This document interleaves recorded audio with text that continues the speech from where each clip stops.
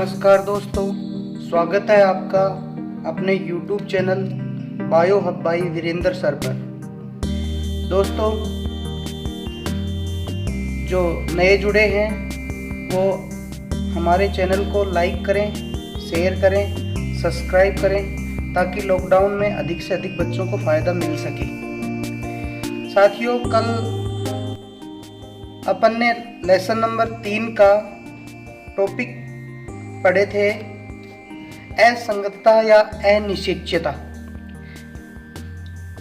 इसके अंदर अपन ने कहा था कि जनन योग्य एवं कार्यशील नर व मादा युग्मकों के बीच निषेचन की विफलता को ही हम असंगतता या अनिश्चितता कहते हैं। आज इससे आगे का टॉपिक स्टार्ट करते हैं। आज का हमारा टॉपिक है निषेचन। ये लेसन नंबर 3 चल रहा है। लेसन नंबर 3 का टॉपिक है निषेचन। क्या होता है निषेचन? नर प्लस मादा युग्मक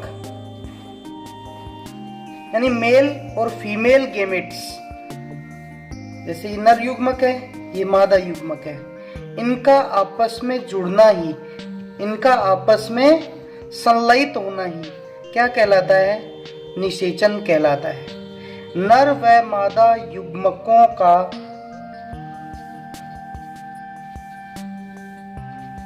संलयन क्या कहलाता है? निषेचन कहलाता है। इसकी खोजकर्ता कौन है? निषेचन के खोजकर्ता खोज की थी ये स्ट्रासबर्गर ने। किसने खोज की थी? स्ट्रासबर्गर ने। कब? 1884 में। किसमें की थी? लीलियम पादप में। किसमें की थी? लीलियम पादप में। निषेचन किसे कहते हैं?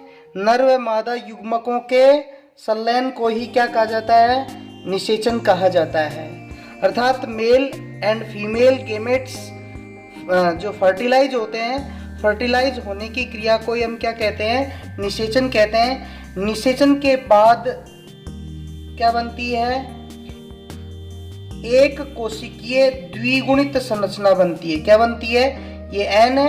युग्मक हमेशा कैसे होते हैं? एन होते हैं, अर्थात अगुणित होते हैं, और दोनों फर्टिलाइज होकर के एक कोशिकीय द्विगुणित संरचना का निर्माण करते हैं, जिसे हम युग्मनज या जाइगोट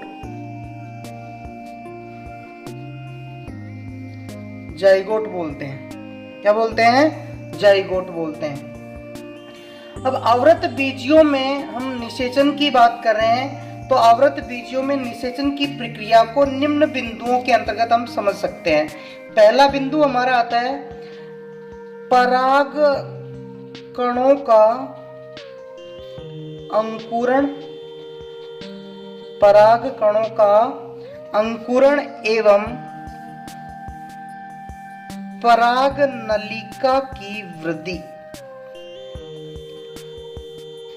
पराग नलिका की वृद्धि। हाँ भाई, परागण क्रिया में परागकण कहां पे आके गिरते हैं? वर्तिकाग्र पे आके गिरते हैं। जैसे परागकण यहां इस वर्तिकाग्र पे आकर के गिर गए। लेकिन परागण है वो सही प्रकार के परागकणों का स्थानांतरण सुनिश्चित नहीं करता। ये बात अपन ने कल पढ़ ली थी कि परागण में किसी भी प्रकार के परागकण आकर के गिर सकते हैं। लेकिन स्त्री केसर में ये क्षमता पाई जाती है। स्त्री केसर में क्या पाई जाती है? ये क्षमता पाई जाती है कि वह स्वयं की जाति एवं दूसरी जाति या भिन्न जाति के परागकणों के अंदर क्या कर सके? डिफरेंस कर सके, अंतर कर सके। सही प्रकार का परागकण यानी कैसा परागकण? उसी जाति का या जो जर्मिनेट हो सकता है। सही प्रकार का परागकण वर्तिकाग्र पर पहुंचने के बाद क्या ग्रहण करता है? वहां से वसा, शर्करा, रेजिन अवशोषित करके, वसा शर्करा रेजिन अवशोषित करके अंकुरण आरंभ कर देता है। क्या कर देता है? अंकुरण आरंभ कर देता है। अंकुरण आरंभ कर देता है। अब कई बार पूछ लेते हैं अंकुरण काल किसे कहते हैं? अंकुरण काल। तो ये अंकुरण काल क्या है? तो पराग कणों का वर्तिकाग्र पर पहुंचने के बाद से लेकर, यानी पराग कणों का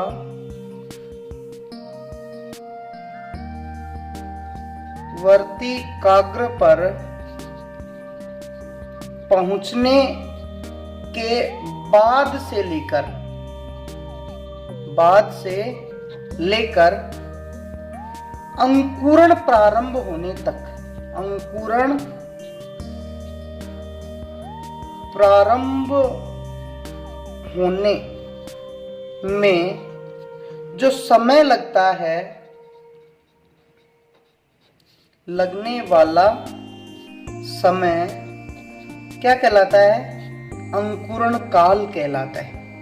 यानी वर्तिकाग्र, परागण क्रिया के द्वारा परागकण वर्तिकाग्र पे पहुंचेंगे और वर्तिकाग्र पर पहुंचने के बाद से लेकर, जैसे वो गिरेगा वहां से लेकर के जब वो अंकुरण आरंभ करेगा, उसमें कितना समय लगा है, उस समय को ही हम क्या कहते हैं? अंकुरण काल कहते हैं। अब देखो अंकुरण क्रिया के अंदर क्या होता है? अपन ने परागकण की संरचना पढ़ी थी। परागकण की अपन ने दो भित्तियां पढ़ी थी इस तरह से। एक को तो अपन ने बाह्य चोल कहा था। क्या कहा था? बाह्य चोल। और एक को अपन ने अंतः चोल कहा था। बाह्य चोल और अंतः चोल। तो अंकुरण क्रिया में जो ये अंतः चोल है वो जनन छिद्र, ये जनन छिद्र है ना, ये जनन छिद्रों से एक नलिका निकालती है। अंतः चोल इस तरह से एक नलिका बनाएगी। इस नलिका को क्या कहते हैं? पराग नलिका कहते हैं। अंकुरण क्रिया में परागकण की अंतः चोल जनन छिद्रों के माध्यम से पराग नलिका बनाती है। सामान्यतया हम देखते हैं एक परागकण से एक पराग नलिका निकलती है। सामान्यतः एक परागकण से कितनी पराग नलिका निकलती हैं? एक पराग नलिका निकलती हैं। लेकिन कुछ पादपों की बात करें, जैसे कुकुरबिट्स, मालवेसी कुल के पादप, कुकुरबिट्स जिसमें भाई खीरा, तरबूज, खरबूज, ककड़ी वगैरह आते हैं, कुकुरबिट्स। और मालवेसी में भिंडी, इसके अलावा कपास वगैरह जो आते हैं। इनमें क्या होता है? एक ही परागकण से, एक परागकण से जैसे एक इधर निकल गई, एक इधर निकल गई, एक इधर निकल गई, ऐसे एक ही परागकण से एक से अधिक पराग नलिका बन जाती है। लेकिन अब एक से अधिक तो बन गई, लेकिन ये सारी की सारी क्रियाशील नहीं होती, लेकिन एक ही क्रियाशील होती है। क्रियाशील केवल कितनी होती है? एक होती है। सामान्यतया एक परागकण से कितनी पराग नलिका निकलेंगी? एक पराग नलिका निकलेंगी। लेकिन कुकुरबिट्स और मालवेसी कुल के पादपों में एक परागकण से एक से अधिक पराग नलिकाएं निकल सकती हैं, लेकिन इनमें से क्रियाशील एक ही होती है। ऐसे परागकण क्या कहलाते हैं? बहुनलिकीय परागकण कहलाते हैं। क्या कहलाते हैं ऐसे परागकणों को? अपन बहुनलिकीय परागकण कहते हैं। अब ये परागकण आके वर्तिकाग्र पे गिरा, वसा शर्करा रेजिन अवशोषित करके, और इसके अंतःचोल ने क्या बनाई? पराग नलिका बनाई। यानी ये परागकण है, इससे ये पराग नलिका बन गई। अब ये पराग नलिका किधर से? वर्तिका से होते हुए, किधर से? वर्तिका से होते हुए भ्रूणकोश की ओर, इधर क्या है? ये भ्रूणकोश है, भ्रूणकोश की ओर गति करती है, भ्रूणकोश की ओर वृद्धि करती है। पराग नलिका की लंबाई, अगर आपसे कोई पूछ ले कि पराग नलिका की लंबाई कितनी होगी या पराग नलिका की लंबाई किस पर निर्भर करती है? पराग नलिका की लंबाई वर्तिका की लंबाई पर निर्भर करती है। यानी जितनी लंबी वर्तिका होगी उतनी ही लंबी क्या होगी? पराग नलिका होगी। मक्का के अंदर वर्तिका की लंबाई बहुत ज्यादा होती है, इसलिए मक्का में पराग नलिका लगभग 450 mm की होती है। कितना mm? 450 mm या 45 सेंटीमीटर के आसपास पराग नलिका की लंबाई होती है। हाँ भाई, परागकण सही प्रकार का परागकण वसा शर्करा रेजिन ग्रहण करके अंकुरण आरंभ किया। अंकुरण के बाद पराग नलिका निकली। अंतःचोल ने क्या बनाई? जनन छिद्रों के माध्यम से एक नलिका बनाई जिसको अपन ने पराग नलिका कहा। ये पराग नलिका वर्तिका से होते हुए किधर? भ्रूणकोश की ओर वृद्धि करती है। अगर आपसे कोई पूछे कि पराग नलिका की लंबाई किस पे डिपेंड करती है, तो वर्तिका की लंबाई के ऊपर डिपेंड करती है। मक्का में पराग नलिका की लंबाई कितनी होती है? लगभग 450 mm के आसपास इसकी लंबाई होती है। अगला बिंदु, जैसे अपन पूछ ले हैं कि भाई वर्तिका में पराग नलिका की वृद्धि को स्त्री केसर की रसायन, जो स्त्री केसर के जो रसायन है वो इसकी वृद्धि के लिए उत्तरदायी होते हैं। स्त्री केसर के द्वारा स्रावित रसायन ये पराग नलिका की वृद्धि के लिए उत्तरदायी है, या पराग नलिका किस ओर वृद्धि करेगी इसका निर्धारण किनके द्वारा किए जाते हैं? स्त्री केसर द्वारा स्रावित रसायनों द्वारा। इस प्रकार पराग नलिका की एक दिशीय या रसायन अनुवर्ती वृद्धि होती है। कैसी वृद्धि होती है? एक दिशीय, या फिर इसको रसायन अनुवर्ती गति भी बोलते हैं। क्यों बोलते हैं? क्योंकि हमेशा पराग नलिका एक ही दिशा में, किधर? भ्रूणकोश की ओर वृद्धि करती है। ये जो वृद्धि है वो स्त्री केसर द्वारा स्रावित रसायनों के ऊपर डिपेंड करती है, इसलिए इसको रसायनानुवर्ती गति भी कहते हैं। अब पहला अपना पॉइंट यहाँ पे हो गया पराग कणों का अंकुरण और पराग नलिका की वृद्धि। अब पराग नलिका का बीजांड में प्रवेश कैसे होता है ये देखते हैं। पराग नलिका का बीजांड में प्रवेश,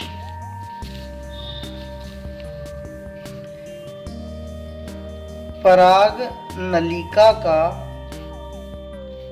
दूसरा पॉइंट हो जाएगा बीजांड में प्रवेश।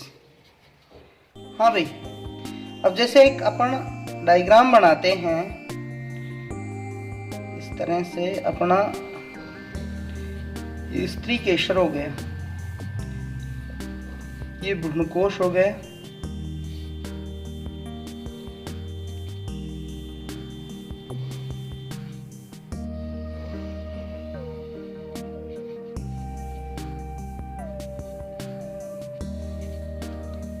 अब ये जहां यहां से पराग नलिका बन के आ रही है, ये इस बीजांड के अंदर प्रवेश कैसे करेगी?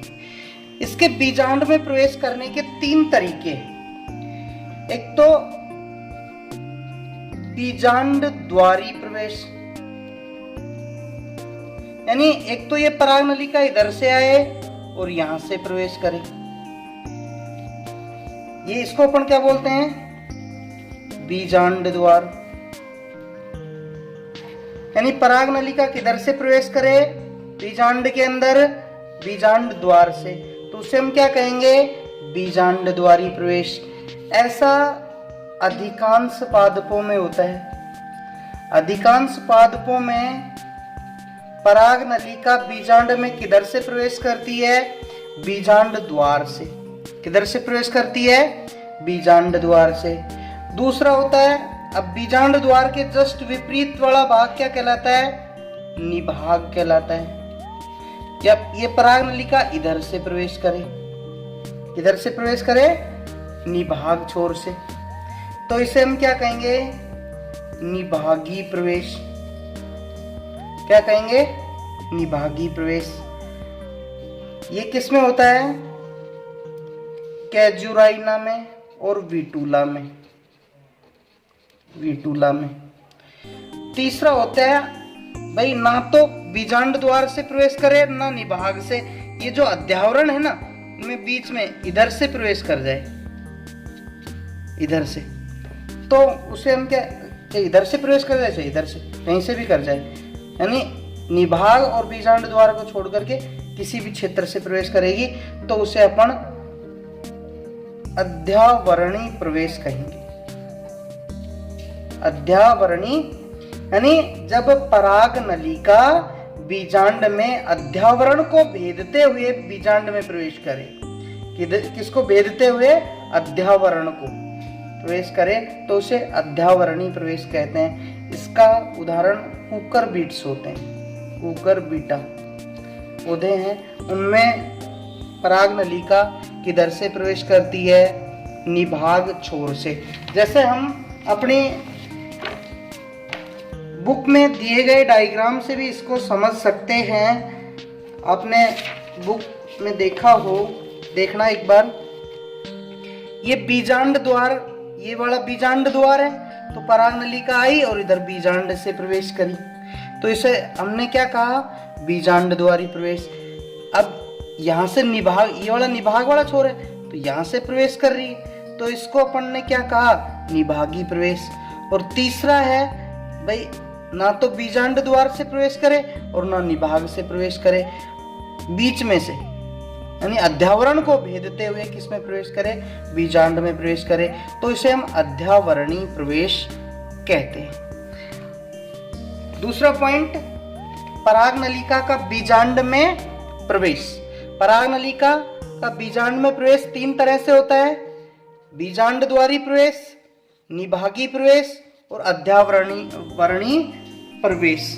बीजांड द्वारी में तो पराग नलिका बीजांड द्वार से प्रवेश करेगी, निभागी प्रवेश में निभाग वाले छोर से प्रवेश करेगी, और अध्यावरणी प्रवेश में अध्यावरण को भेदते हुए बीजांड में प्रवेश करती है। अब हमारा नेक्स्ट बिंदु आता है, थर्ड बिंदु, कि भाई पराग नलिका का भ्रूणकोश में प्रवेश कैसे होता है। पराग नलिका का भ्रूणकोश में प्रवेश, पराग नलिका का भ्रूणकोश में प्रवेश कैसे होता है। तो समझना, चाहे पराग नलिका बीजांड द्वार से प्रवेश करे, चाहे निभाग से प्रवेश करे, चाहे अध्यावरण से बीजांड में प्रवेश करे, लेकिन भ्रूणकोश, ये वाला भाग क्या है, भ्रूणकोश, लेकिन भ्रूणकोश के अंदर प्रवेश हमेशा, चाहे इधर से करेगी तो भी ये इधर आएगी, इधर से करेगी तो भी ये इधर आएगी, यानी भ्रूणकोश के अंदर प्रवेश हमेशा किधर से होता है, बीजांड द्वार से। यानी हम कह सकते हैं कि भ्रूणकोश में पराग नलिका, भ्रूणकोश में पराग नलिका हमेशा किधर से प्रवेश करती है, बीजांड द्वार से। इसको एक बार समझना। जैसे अपन ने एक एग्जाम्पल इस तरह से समझ सकते हैं।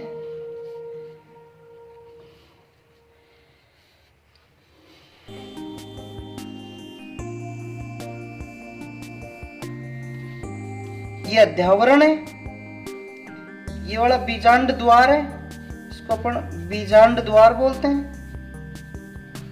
इसको निभाग बोलते हैं। बीजांड द्वार के ठीक विपरीत ये वाला जो क्षेत्र है, और ये अध्यावरण हो गया और ये भ्रूणकोश हो गया। तो किसी भी छोर से प्रवेश करे, चाहे इधर से प्रवेश करे, चाहे इधर से प्रवेश करे, चाहे इधर से प्रवेश करे, किसमें? बीजांड में। लेकिन ये अगर इधर से प्रवेश करेगी तो घूम फिर के इधर ही आएगी, इधर से प्रवेश करेगी तो भी इस साइड से ऐसे ही आएगी। यानी भ्रूणकोश में प्रवेश हमेशा किधर से होता है? हमेशा बीजांड द्वार से होता है। चाहे पराग नलिका का प्रवेश बीजांड में किसी भी विधि से हुआ हो, चाहे कोई सी भी विधि से बीजांड के अंदर पराग नलिका प्रवेश की हो, हमेशा भ्रूणकोश में पराग नलिका किधर से प्रवेश करती है? बीजांड द्वार से प्रवेश करती है। यह प्रवेश निम्नलिखित में से एक मार्ग द्वारा हो सकता है। यानी अपन कह सकते हैं कि कुछ मार्ग बताए हैं। जैसे अब इधर से प्रवेश करेगी तो अपन इसका एक चित्र बना लेते हैं भ्रूणकोश का। अपन ने इसको समझा था पिछले पाठ में। इनको दो को तो अपन ने क्या कहा था? सहायक कोशिका। निभाग छोर में 3 कोशिकाओं का समूह था, उनको अपन ने प्रतिमुख कोशिका कहा था। और ये बीच वाली है, ये केंद्रीय कोशिका है। और ये वाले क्या हैं? द्वितीयक केंद्रक है। क्या है? द्वितीयक केंद्रक है। अब देखो, अंड कोशिका एवं एक सहायक कोशिका के मध्य से, ये अंड कोशिका इनके पीछे, ये वाली क्या है? अंड कोशिका। कैसे कैसे प्रवेश कर सकती है? जैसे ये 2 सहायक कोशिकाएं आगे और एक अंड कोशिका पीछे, तो उनके बीच में से प्रवेश करे, इनके ऐसे ऐसे बीच में से प्रवेश करे। अर्थात अंड कोशिका एवं एक सहायक कोशिका के मध्य से क्या प्रवेश करे? पराग नलिका प्रवेश करे। दूसरा, भ्रूणकोश की भित्ति तथा एक सहायक कोशिका के मध्य से, ये भ्रूणकोश की भित्ति है और सहायक कोशिका के मध्य से भ्रूणकोश में प्रवेश करे। या एक सहायक कोशिका को भेदते हुए, इस कोशिका को ऐसे भेदते हुए प्रवेश करे। 3 तरीके से प्रवेश कर रही है। अंड कोशिका, एक अंड कोशिका और एक सहायक कोशिका। जैसे ये अंड कोशिका है, ये सहायक कोशिका है, इसके बीच में से प्रवेश करे ऐसे। या फिर जैसे अपन इसको भ्रूणकोश की भित्ति मान ले, ये सहायक कोशिका है, इसके बीच में से प्रवेश करे। या फिर तीसरा तरीका क्या हो सकता है कि एक सहायक कोशिका को, जैसे सहायक कोशिका है, उसको भेदते हुए प्रवेश करे। 3 तरीके से क्या हो गया? पराग नलिका का भ्रूणकोश के अंदर प्रवेश होता है। अब पराग नलिका, कुछ पराग नलिका का भ्रूणकोश में प्रवेश करने के कुछ चरण हैं। जैसे पहला चरण माने 2 सहायक कोशिकाओं में से, पहला चरण क्या है? 2 सहायक कोशिकाओं में से एक सहायक कोशिका पराग नलिका के भ्रूणकोश में प्रवेश करने से पहले ही क्या हो जाती है? नष्ट हो जाती है। 2 सहायक कोशिकाओं में से एक सहायक कोशिका पराग नलिका भ्रूणकोश में प्रवेश करने से पहले ही एक क्या हो जाती है? यानी एक सहायक कोशिका क्या हो जाती है? पराग नलिका के प्रवेश से पहले ही नष्ट हो जाती है, नष्ट हो जाती है। दूसरा, जब पराग नलिका भ्रूणकोश में प्रवेश करती है तो अपहाश्रित सहायक कोशिका के तंतु रूपी समुच्चय द्वारा भ्रूणकोश में प्रवेश कर, जैसे ये नष्ट हो गई तो इसके ऐसे तंतु रूपी समुच्चय बन जाता है। यहाँ पे हल्के हल्के तंतु से बने रहते हैं, उनको क्या कहते हैं? तंतु रूपी समुच्चय। तो जब पराग नलिका भ्रूणकोश में प्रवेश करती है तो जो नष्ट हो गई ना सहायक कोशिका, उसके तंतु रूपी समुच्चय द्वारा पराग नलिका भ्रूणकोश में प्रवेश करेगी। तीसरा अपना आ जाएगा कि भ्रूणकोश में प्रवेश करने के बाद जो पराग नलिका है वो सहायक कोशिका के जीव द्रव्य में, जो दूसरी सही है ना, उसके जीव द्रव्य में पहुंचकर आगे से क्या हो जाएगी? जैसे ये पराग नलिका है, इसका अगला छोर है, ये आगे से फट जाता है और क्या हो जाते हैं? दोनों नर युग्मक सहायक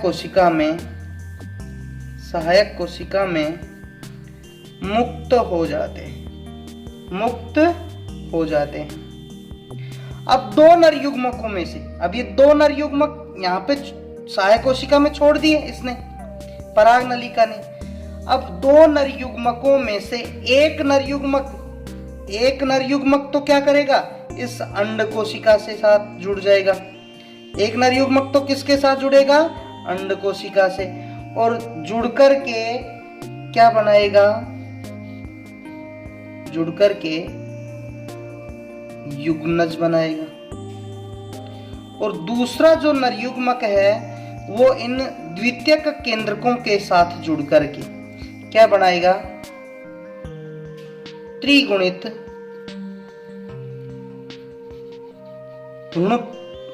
भ्रूणपोष केंद्रक बनाएगा।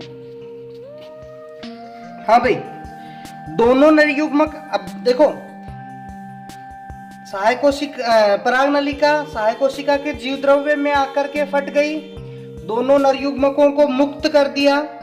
दोनों नर युग्मकों में से एक नर युग्मक अंड कोशिका के साथ जुड़ करके द्विगुणित युग्मनज बना लेता है। दूसरा नर युग्मक द्वितीयक केंद्रकों से जुड़ करके, यानी ये n है और ये n+n है, तो n 3 बार n हो जाएंगे ना, तो 3n यानी त्रिगुणित भ्रूणपोष केंद्रक का निर्माण कर लेते हैं।